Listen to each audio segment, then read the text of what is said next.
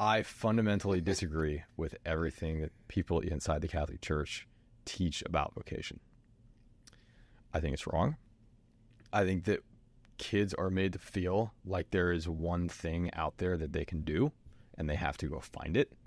I feel like kids are made to believe that they're never going to be happy until they like find that one thing that God has intended for their life. And I don't like it. I really don't. I think that vocation is something that you will always end up finding it. You always will, first of all. Let me start there.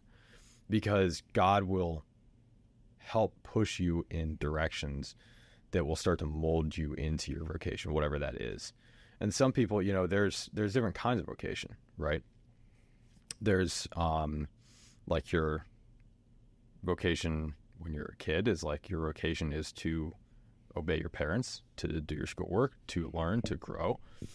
And then you get into the deeper conversation of like your life vocation, which is like, what is that? I feel like that's a big question. It's like, what is my life vocation?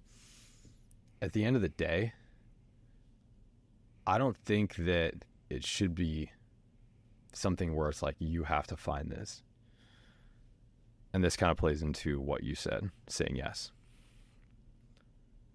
If you go read like Thomas Aquinas, for example, a lot of the things that he talks about, and even Augustine like briefly touches on this a little bit, is like God will put stones in front of you, right?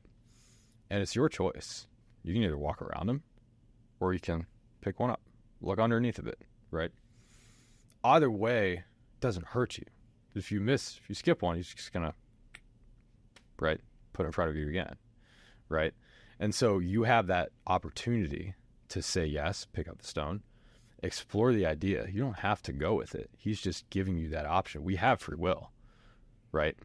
He's just giving you that option to explore, find out if that's something that you want, if that's something that you find interesting, that's something that you want to dive into more. And if it's not, then you move on, right?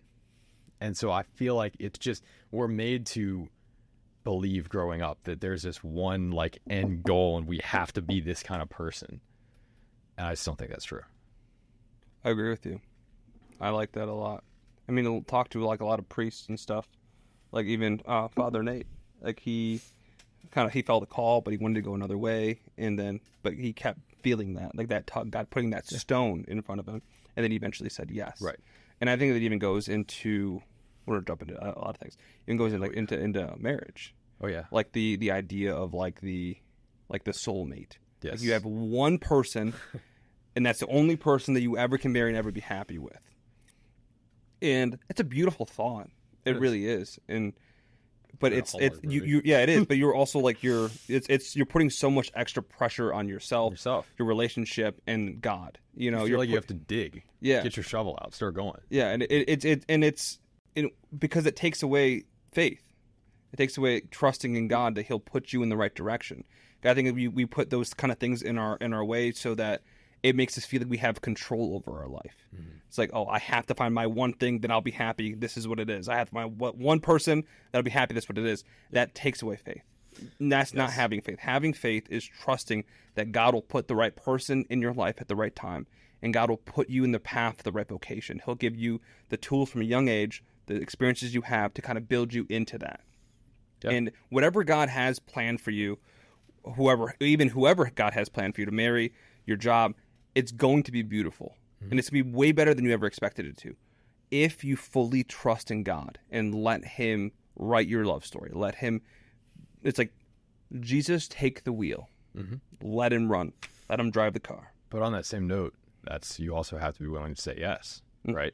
You can't just sit there and be like, you know what?